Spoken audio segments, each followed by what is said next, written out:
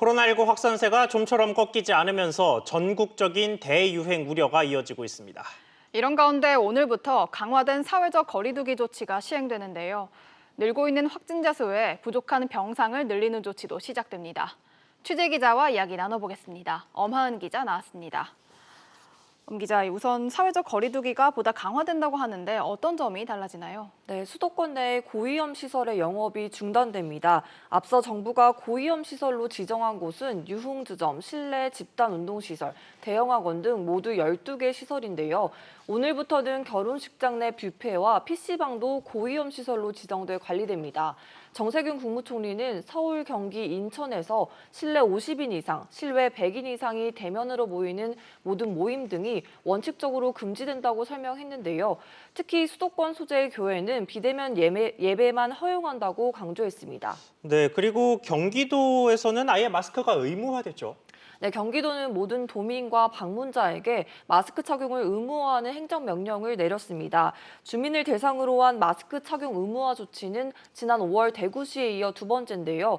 해제 조치가 있기 전까진 실내는 물론 다중이 모이는 실외에서도 마스크를 반드시 착용해야 합니다. 지키지 않을 경우 300만 원 이하의 벌금이나 10만 원 이하의 과태료가 부과될 수 있습니다. 네, 이렇게 확산세가 좀처럼 잡히지 않으면서 이 마련된 병상이 부족할 수 있다는 지적이 나오고 있어요. 네, 남은 병상이 얼마 없습니다. 수도권 감염병 전담병원 내 병상이 현재 44% 정도 비어 있고 중환자 병실은 25%만이 남았는데요. 일반 병상은 앞으로 5에서 6일 정도, 중환자 병실은 일주일 정도의 여유분이 남은 상황입니다.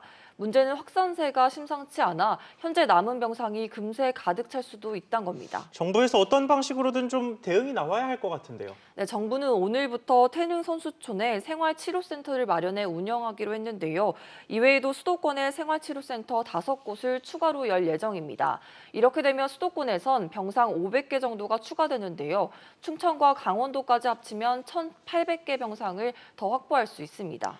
네, 그리고 파주 커피숍에서도 확진자가 계속 나오고 있는데 이 에어컨 바람이 확산의 원인으로 꼽히고 있다고 해요. 네, 경기 파주의 스타벅스에서 나온 확진자만 최소 50명인데요. 이 매장을 방문한 대부분의 확진자가 2층에 있었던 것으로 드러났습니다.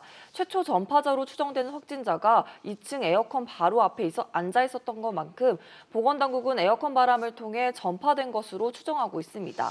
네, 그런데 지금 전국 곳곳에 폭염이 기승을 부리고 있어서 에어컨을 아예 틀지 말라라고 이야기하기도 좀 어려운 상황일 것 같아요. 이거 어떻게 좀 해결을 해야 될까요? 네, 방역당국은 밀폐시설에서 에어컨을 사용하지 않는 것이 좋다고 권고했지만 요즘 같은 날 현실적으로 지키기 어려운 일인데요. 그래서 당국이 에어컨 사용 수칙을 마련했습니다. 예. 우선 에어컨은 창문을 닫고 사용할 수 있지만 2시간마다 한 번 이상 환기를 해야 하고 환기할 수 없는 밀폐시설에서는 모든 이용자가 마스크를 써야 합니다. 에어컨 바람은 사람의 몸에 직접 닿지 않게 하고 바람 세기도 낮추는 것이 좋습니다.